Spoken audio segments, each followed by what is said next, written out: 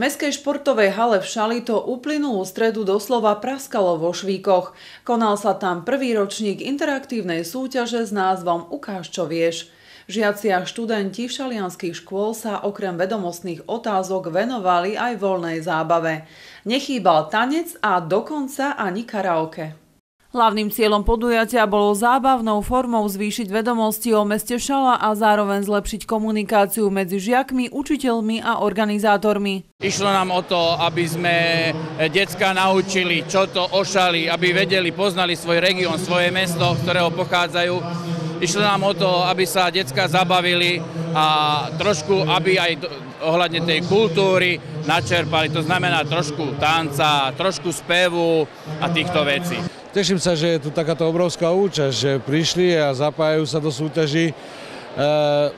Možno sa niečo dozvedia, možno sa niečo aj naučia, ale každopádne verím, že sa dobre zabavia. Súťaž bola zostavená z vedomostných, športových a zábavných kôl. Prvé kolo sme už absolvovali, to boli vedomostné otázky z histórie Šale, z geografie a z každého rožka troška.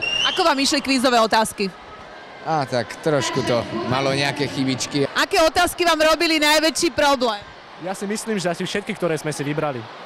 Teraz v ďalšom kole sa budú musieť naučiť nejakú krátku choreografiu, tanec.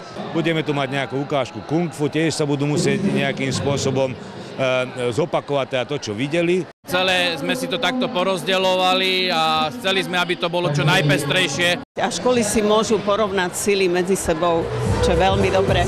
O víťazstvo prišli zabojovať družstvá z 2. stupňa základných škôl, ale aj študenti stredných škôl, pričom v každom tíme museli mať zastúpenie žiaci z každého ročníka. No a tí, ktorí nesúťažili, svojich kamarátov výborne povzbudzovali a počas karaoke im dokonca pomáhali aj spievať.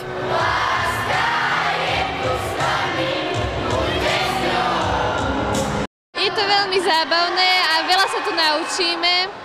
A naučili sme sa aj trošku tancovať. A je to také spestrenie toho každodenného školského života. Som veľmi rád, že takéto sa niečo deje u nás v Šali a dúfam, že sa to bude organizovať aj ďalšie roky. My to chceme každý rok, predvečer Dňa študentov. Okrem získaných vedomostí sa tu všetci aj veľmi dobre zabávali. No a to bolo cieľom tohto podujatia zo Šale pre televíziu Kraja Stanislava Janegová.